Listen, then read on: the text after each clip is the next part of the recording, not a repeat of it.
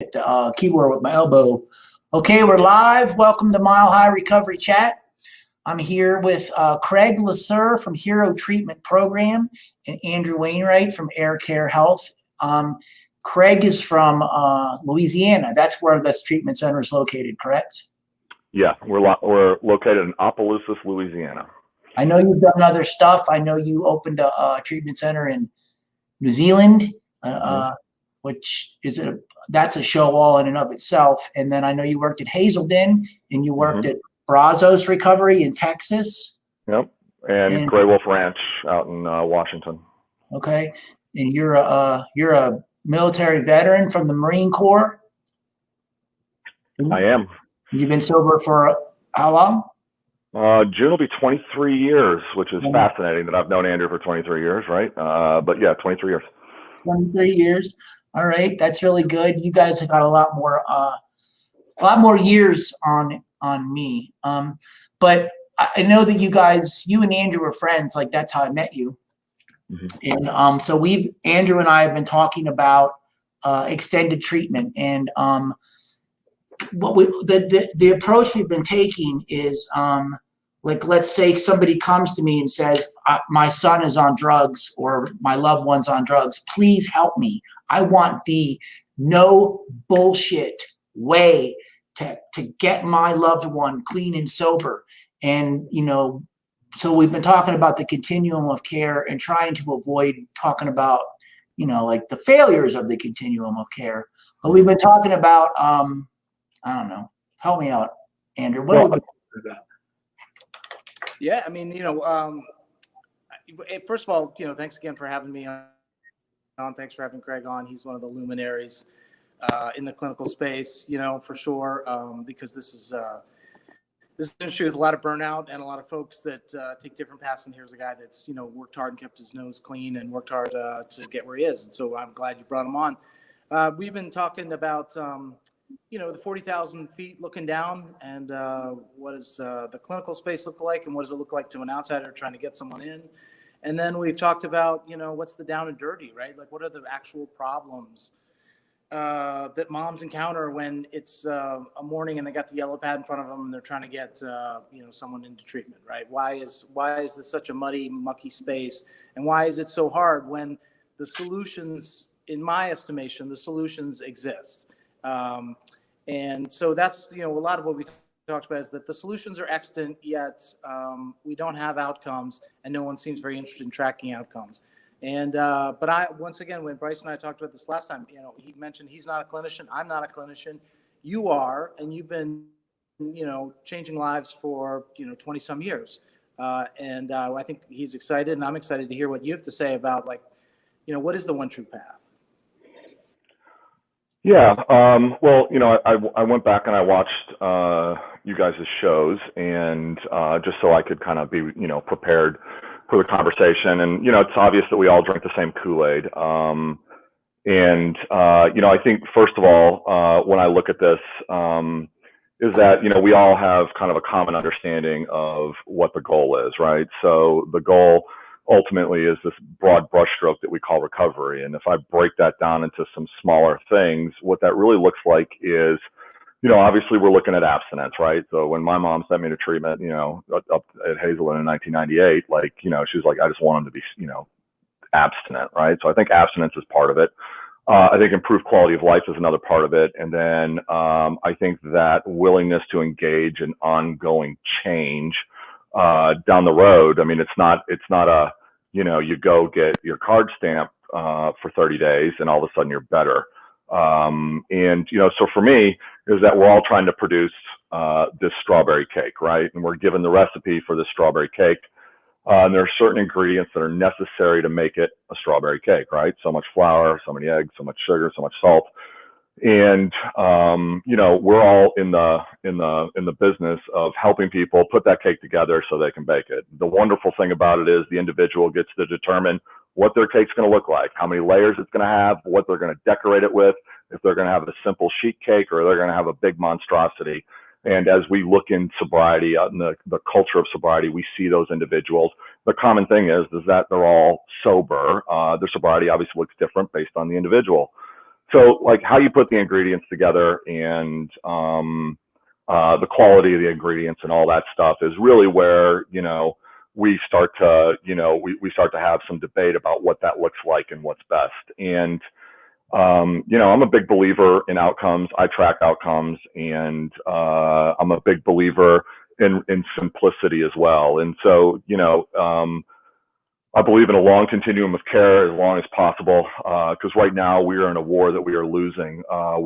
Guys are dying day in and day out right now at an alarming rate. And I think that due to everything going on in the country, no one's really talking about it. But I've seen, I've seen more people die in the last year than I have in a long time. So for me, this is deadly serious, right? When it gets down to it, I think first and foremost, for me, when I look at kind of that first step, right, whenever families are reaching out, that first step is really about, well, okay, like what's best for my son, my daughter, me, whatever, right? And a lot of ways to answer that question. I know for me, what I want to do is, I'm never going to be the treatment center that's the glitzy or that's trying like, the new experimental whatever. We do the basics really well, and that's what I strive to push my clinicians to do, is to do the basics really, really well. I look at residential treatment as the emergency room. Stop the bleeding, start the breathing, treat for shock, prepare for ambulatory, and to move on. If I look at my own sobriety, treatment absolutely saved my life. I'm forever indebted to Hazelden and what they did for me. But infinitely more important, and just as primary in it, was me going to sober living and becoming part of a community in that as well. And I think that's where kind of Andrew entered my life, right? Was the power of community to pull me into to unprofessionalize it. I think we have an obligation to always strive towards unprofessionalization of sobriety, because the idea is at some point, right, you leave the nest and you go out and you live a life. And so I'm always pushing for that goal, right? Is that, we're going to step down in increments based on where you are, and then up the increments as necessary, depending if you're struggling, in order to achieve the best outcome, which is your life. And the amazing thing about it is, right, is if you just get one person sober, or if there's no one individual that does it. If collectively we get one person sober, the ripple effect of that is amazing. We just take the three of us right here. We're all drug addicts. And if you can imagine, just the very fact that we're not out doing what we used to do, the impact that has on the world is phenomenal. So for me, right, the goal is that, like, how do I get that person from crisis to thriving, right? And for me, that first step really looks like, obviously, separation from substances, right? We got to separate them from the substances for a period of time so that they can actually have a true moment of clarity. My moment of clarity wasn't when, I said, send me to treatment. Like, the gig was up. I was either going to die or end up in prison. That's not clarity. To me, clarity was when I've been sober a little while and I was actually faced with making decisions about whether I want to be sober or not sober and lead a sober life. That was clarity. And so preparing people for that moment is important. And I think from my space in residential, what they call primary treatment, I want to make sure the basics are done well. And so what that looks like is quality care medically. I think obviously as important as safety is first and foremost. I think the next thing is really good assessment. So the person, whether they want to hear it or not, is going to hear the truth about their condition, and so is the family. As much as I can get the family involved, the better. We see much greater outcomes when we can involve the family in the process as well. And because what do we do as addicts and alcoholics is we try to keep them a little bit away so that they don't have all the information, so they can't help me make decisions around this. So I think involving the family in it. But I think a lot of people are under the delusion that they can actually do everything, especially in the primary treatment space. They think in the matter of 60 days, somehow they're magically going to treat a lifetime of trauma, drug abuse, neglect, and all the things that we do, to stay loaded on a day-to-day basis. And so for me, like, I'm not necessarily trying to cure that. What I'm trying to do is get people to have an understanding of the width of the problem and the weight of it, so that they can accurately address it at each step along the way to get them to willingness, right? Because, you know, I used to have a platoon sergeant and he'd say, your job is not the entire battle. Your job is the next 100 yards. Focus on the next 100 yards. And that's really the theory that I use in residential treatment is we're going to focus on the next 100 yards because it's easy to get lost in how am I going to fix everything else, you know, because we always want to fix everything at once. And breaking things down into incremental steps of achievable goals.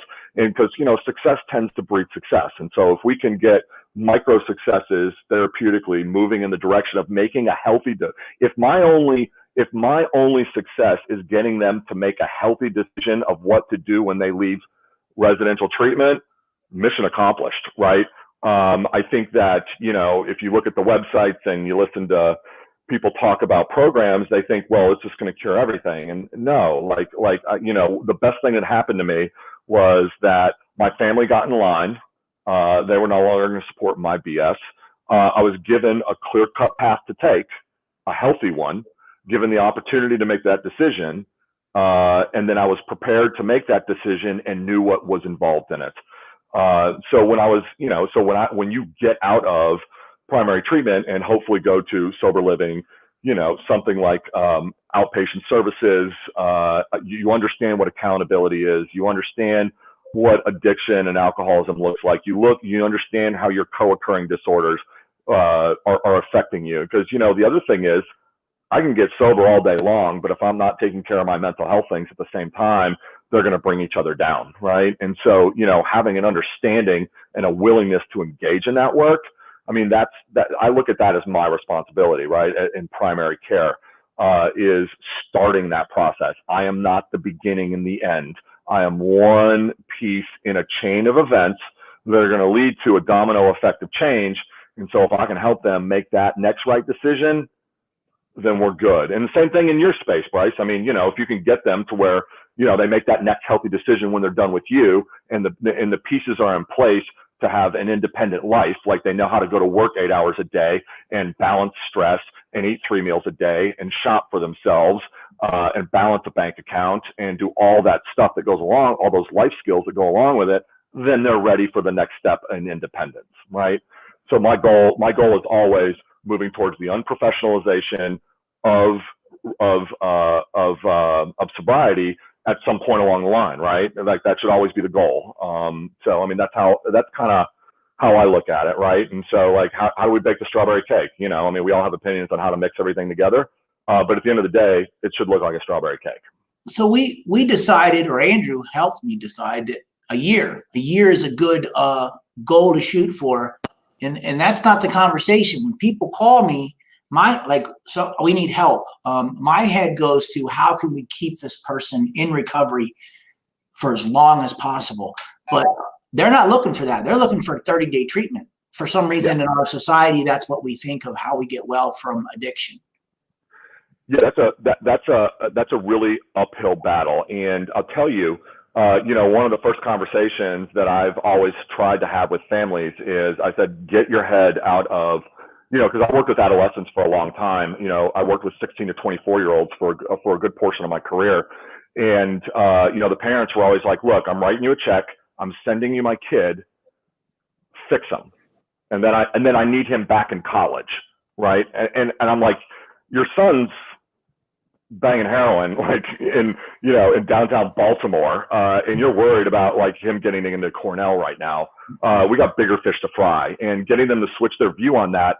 And I think, you know, that's where I think really responsible long care case management for the family as a whole can be really beneficial, especially with those failure to launch guys, is that like getting the family educated and held accountable as well. Because some of those family learn some things the hard way, you know, where it's like, you know, they push them back into things too quick. Oh no, he's well. Listen to him. He's talking like it, you know, like he's well. And then they put him back out there. And the next thing you know, it's worse than it was before. And it's like, well, we had this conversation, so let's try this again. But yeah, you know, a year, and I'm finding, to be honest with you, with some of the more hard drugs that I'm, you know, these days is I'm finding, you know, 18 months, like the guys that have been hitting the meth hard or needles hard from a really young age, and developmentally they're just not where they need to be. I would suggest that, up to 18 months to 2 years, it can be responsible as well. And it can be really effective. Of course, getting people to buy into that, you got to get them to buy in chunks and measures, right? Because if you try to sell them on a year, and I don't mean financially, I mean, try to sell them, okay, this is going to take a year to do. A lot of times they push back from it. Yeah, meth is it's a real challenge, right? Like we just had a guy who was in jail or prison for a year, and then he came to us and did sober living for a year. And literally the day he moved out, he was doing meth again. It's like I can't explain it, and it's in the bones, right? I mean, we're all three of us are drug addicts, so I think we understand where we've all had that feeling like gotta go, you know what I mean? But even after long periods of time, the draw is pretty powerful. You know what I will say to that, and I know that like I think that the power of we is really important in that, and I look at it as tofu, right? We take on the flavor of what's around us. As independent as I like to think I am, I'm just flavorless pressed bean curd, and I take on the flavor of what's around me. So when I'm around, and I stay around guys that are doing the right thing, and I'm actually invested in a relationship with them, when I take that next step, I'm able to hold on to that momentum. And a lot of guys can sit in treatment in treatment and sober living in prison, whatever, and they can be really compliant, but fail to ever build quality relationships. And I'll tell you, I mean, since Andrew's on here right now, I mean, this is one of the reasons, Andrew's one of the reasons I'm sober, right? I was in my sober house, and sober living did not look like what it looks like today. It's 7 of us packed in a, this single family home. And our house manager, who died a couple years ago from alcoholism because he kept going out again and again and again, were usually some guy that just relapsed all the time and needed a place to live. And Andrew and another guy named Mike A, right? They said, hey, this is cute that you're hanging out with these guys, but why don't you come hang out and let's show you what the solution looks like, right? And so for me, what's important is that hanging out with, for me, hanging out with guys that are like a little bit ahead of me, right? It's like if you want to get better in the gym, you don't hang out with weaker people, you know what I mean? Like you hang out with guys that kind of intimidate you a little bit and like, I want what you have. And, the relationship was forged, not sitting in the rooms of 12-step recovery, but the relationship was forged running marathons, racing mountain bikes, having fun, all that stuff, that I didn't even know was happening, right? I mean, that's the magic of we, and that's that magic part of community that we're trying to plug guys into. John Madden would call it the intangibles, right? But that's that's one of those intangibles. Can you build relationships? And it's probably one of the most important components of the thing. So Andrew, talk about that, because you did the same thing for me. You just like grabbed Craig, didn't you? Well, here's the thing. Like, if you give me the international, like whatever DEA budget, or the $1 billion we spent for internet treatment and management of this disease nationally, if I was in charge, I'd take the whole money and I'd go to like whatever the New York City, the biggest ad agency there is, and I'd give them all the pile of money, and I'd be like, listen, I want to sell this product, and I want to sell it like we sell cigarettes and liquor and everything else, right? With like beautiful young men and beautiful young women having the time of their lives, right? Falling in love in beautiful places, right? And I would sell it, right? And because a lot of times when you see discussions about drugs and this stuff get depicted, it's just like it's a nasty, dirty, dark discussion of don't do this, right? It's not they're not selling me on come over here where these beautiful men and women and people are doing these wonderful things, and they're like beautiful bronze bodies going surfing and climbing mountains and doing like awesome stuff. I want to be sold on it, right? And there's this cult of despair sometimes that surrounds treatment and recovery, and that's just not my experience on the other side. Like my experience when I began to get sober was I was loved, I was embraced by people. Like people took me places, they entertained me, and they made me laugh. Like Craig's a great example. Like he thinks that I rescued him. He rescued me. So I had this ground floor apartment, and he used to come by and throw rocks at the window and make me come outside and go ride bikes with him. Right? And then he made me join a mountain bike team. He raced 24-hour mountain bike races. And I was like, at the end of the day, all we want, right? We talked about this before, is people to help you. And I had a guy that had things to do, and he was looking for people to do them with. And, that's been the last 25 years of my life, is looking for people to hang out with and fun stuff to do, which keep drugs and alcohol and like they used to run with pretty far off the table, right? But, I really wish I could package sell it, right? Because that's the dream. It's not the dream. That's my reality, right? My reality is I get to hang out with you guys and we get to go do fun stuff. And that's not necessarily about money or accomplishments or gold stars, right? It's about, we get 27,000 days on planet Earth, and I want to spend more of them, with like 2 thumbs up days, right? I want to be like, dude, that was like an awesome day or an awesome week. I want to repeat that. I'm not looking to get in the Guinness book. I'm not looking to whatever, hit the marks that society laid out for me that are ostensibly about what success looks like, right? I'm looking, and this is shallow, but I'm looking to be entertained and have fun and be filled with love and joy for the rest of my day. And I think, this goes back to another important part of the treatment continuum.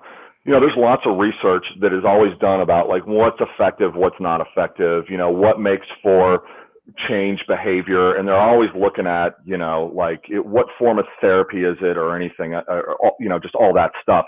And really the number one thing that it always comes back to is the quality of the therapeutic relationship, right?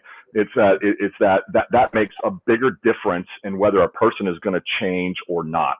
So that, like when I hire clinicians, I like your credentials. Like you may have the best credentials in the world, but like, do you care?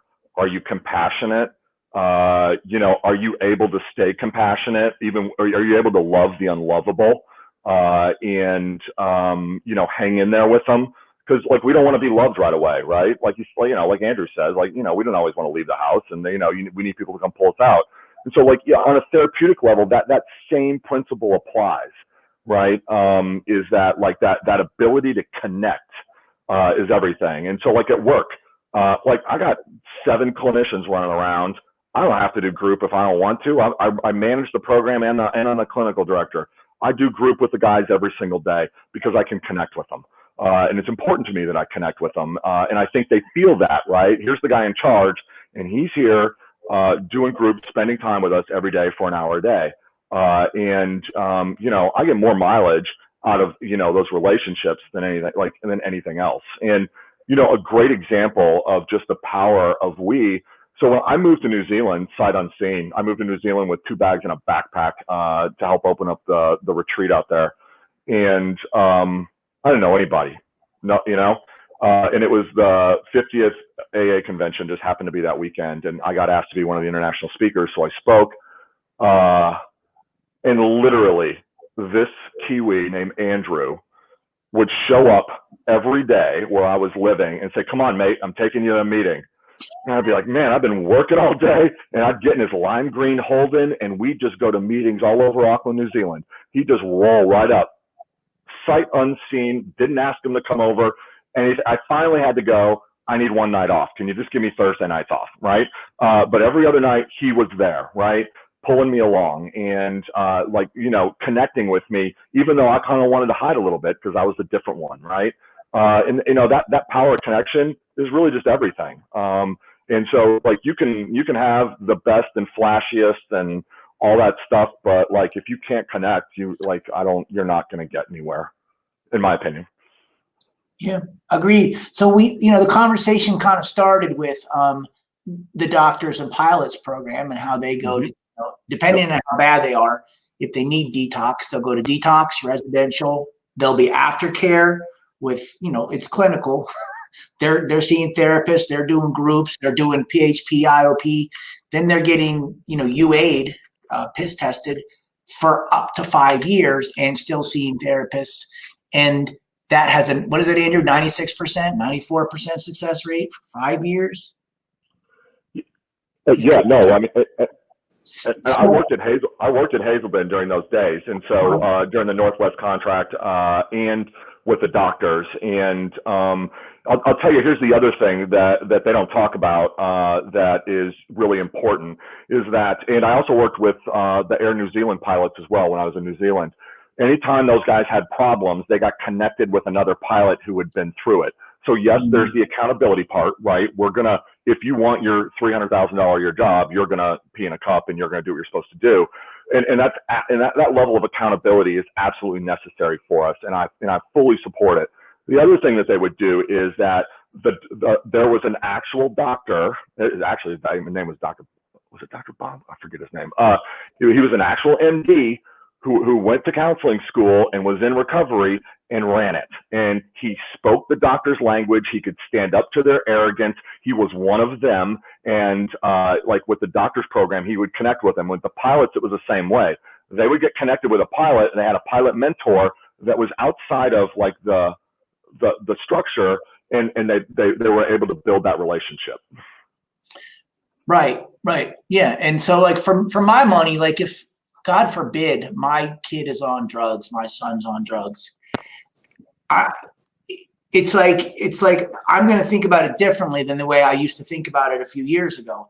I'm gonna put them through, residential if I can afford it, if my insurance will pay for it, and if not, I'm gonna stick his butt in sober living, and I'm gonna send him to IOP, and I'm gonna have them, therapizing him, and he's gonna be in sober living for as long as I can keep him there. He can go to school, he can get a job, but he's gonna be getting drug tested.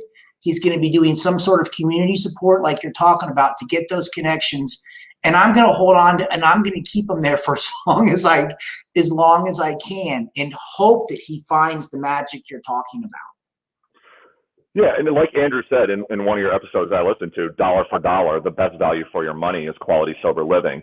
And I say that as somebody who runs a residential treatment center, right? It's like it's really, to me, it's where the real magic and the real struggle happens. You have real life happening, right? Where they're forced to use recovery tools. And, I look at it as, how I look at that communal living aspect of it is you're tackling dummies for each other for when you move out, right? So you're going to practice behavior. The beautiful thing, the reason I didn't get sent down to a beach in Baja and eat fish tacos every day and do yoga and surf to get sober, even though that sounds fun, is that when I'm put with a group of guys on a common journey, the part one is that I'm in a common wave with them, right? And we're moving forward. But the other part of it is every single one of my buttons is going to get pushed. And part of growth comes in that struggle, right? It's like there needs to be that struggle. My buttons need to be pushed. So I know I got to call my sponsor. I have to use the tools. I need to talk to my therapist. I need to learn how to work with other people, because when you think about relapse as a process, it's never the big stuff. It's always getting kicked to death by rabbits, right? It's the culmination of little stuff that's just kicking at you. And then finally, you see it all the time in sober living. Like, why'd you go out? Just pissed off. Whatever it is, about something trivial. And so you get this opportunity to learn how to interact with the world in this micro, but while you're beginning to stretch into the macro, so that when you get out there, you have these tools. Because people think it's just about, well, how do I not use? That's not like that, that's a symptom of the problem, right? That restless, irritable, and discontent that lies in us causes this other stuff. And so I have to learn how to address that. That's the battleground. The battleground are those things that really have nothing to do with drugs and alcohol, other than we used to feel a different way. How do I address those things? And there's nothing more uncomfortable and what a great growth opportunity than sober living, right? I wasn't thrilled by the prospect. Like when they told me they told me two things. They said, you need to go to sober living and you need to pay your own way. I was insulted. I was like, excuse me? Because either I had found my parents or codependent women to do that for me, right? And, for the first time I was put in that position. And, I think another thing that we're not talking about here is the alcoholic and the addict having skin in the game. So they may not be able to afford sober living, but a percentage of their paycheck should definitely go to the process. And a percentage of it should also go into savings for when they move out. So it's not like, hey, mom, okay, I'm ready to move out. I need $3,000 so I can, get an apartment and some furniture. No, like those days are, and as a parent, I understand the need and the want to reward. But at the end of the day, like the best outcomes to me is that period in sober living, financial responsibility, self-supporting through your own contributions, or at least working up to it in a progressive way, where you have skin in the game. Because if you don't have skin in the game, this is just like, I mean, Andrew and I got sober around a lot of people who didn't have skin in the game, and it was interesting to watch. Not many of them are sober today, and why should they? Right? Like, I go away for 60 days somewhere, and I'm going to get put in a really nice place for a while, Yeah. So, so for me, that's the other part in this, is that buy-in that needs to occur. I like that. I like that you emphasize that too. Yeah. It's important. Well, we're running out of time. I just felt lucky to have you guys on here. Like, you guys are like just juggernauts, man. And I just feel lucky to have you guys like on here. So one thing I'm curious about is you still do 12-step meetings, right? Mm-hmm. How many times a week do you go? Just because I have a 13-month-old and COVID, 1 or 2. Okay. Same with you, Andrew. Mm-hmm. So over 20 years, and you still like going to those? Yeah, I just want people to hear you guys say that. Yeah, and I'll be honest with you, is that, like, I end up in a crisis of faith every once in a while. It just happens, right? Like, it's just like, and it tends to hit me on the 5s, right? At like 5 years, and at 10 years, and at 15, and at 20, like, I got my ass handed to me, and it's just one of those, I just run into myself, and I don't think that's uncommon. I think a lot of people, it's like you go to the same meetings and see the same people for the, I'm lucky. I've lived in some cool places in sobriety. Andrew's been in the exact same home group for 25 years with those same guys. I can still see them, right? And but I definitely have crisis of faith sometimes that I have to push through. But it's about the struggle, really, right? Don't tell me how good it is. It's great, but like, what's the struggle, right? And I have a struggle with it occasionally. It's real. All right. I just wondering. I want everybody to hear that. You have any closing thoughts, Andrew?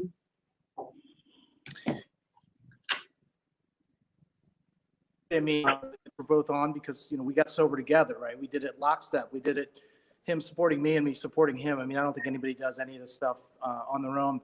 I also think that, sobriety is for people that want it, right? And I think on some level it's also for tough guys and tough girls, right? I think it's certainly not easy, but it's very attainable. But you have to have, that skin in the game part. And we come, I think, sort of from an entitled society, like,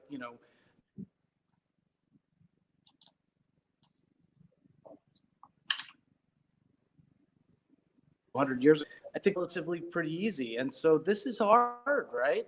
But, this idea of still going to meetings, I do still go to meetings, and I still love going to meetings. And, 25 years ago, right? I made certain lifestyle choices about running with drug addicts and running, gun, and being on the streets. And then I made a lifestyle choice 25 years ago to come into the rooms and hang out with guys like you, right? It just seemed like I needed to do something different, and back want to do fun stuff. And I continue to find those people in the rooms. That's not to say that they're not in the rooms, but like there is, I didn't serve, I was not in the Marines, but I have a feeling and I have some sympathy that there's probably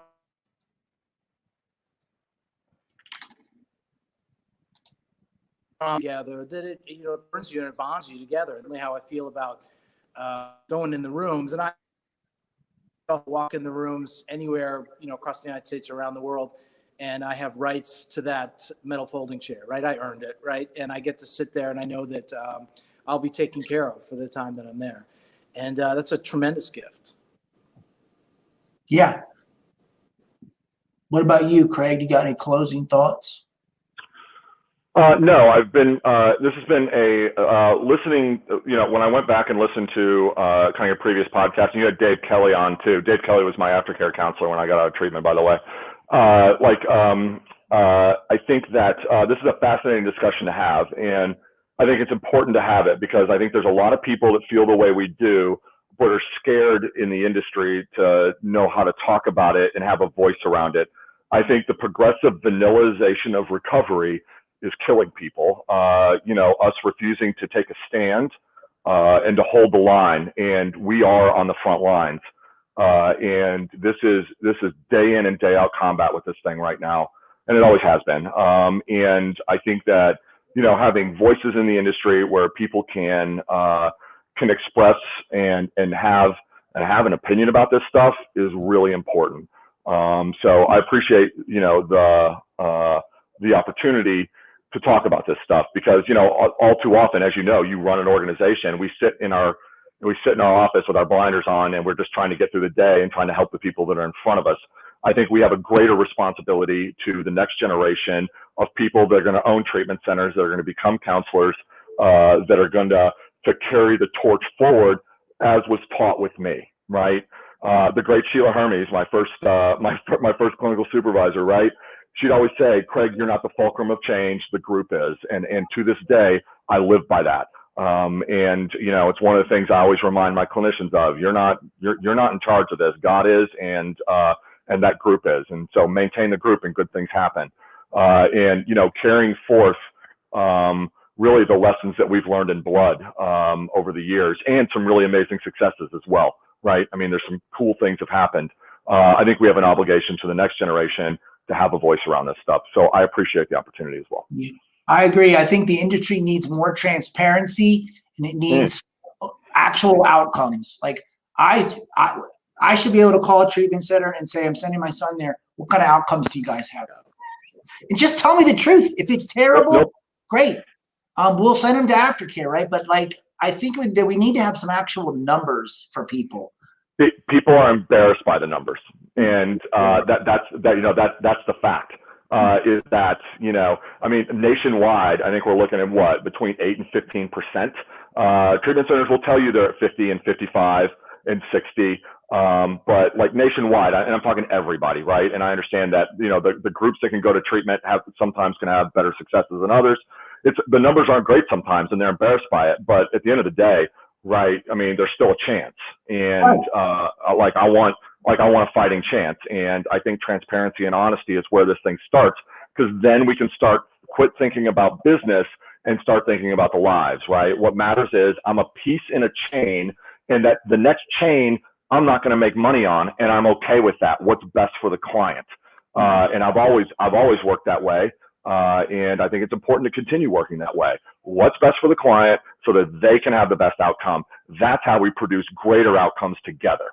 Right. From the first phone call to whatever call center, right, to going into detox, to going into treatment, going into sober living, going to IOP, going to a therapist, sober coach, whatever it is that we have that same mindset, and then great things can happen. When we get protective around my territory, and we get protective around what my client is or what my client's going to do, we lose something. So, I'm a big proponent of, I'm not the answer for everybody, and I understand that. And I would rather get someone to a place where they need to be rather than where I want them to be. Right. I just know that there's because I'm a CEO, my job is it's the financial health of the company. Right. Most of our conversations literally at these meetings are who relapsed? How could we have prevented this? We shouldn't have let them go. We should have done this. We should have done that. How can we make it better? How can we keep people longer?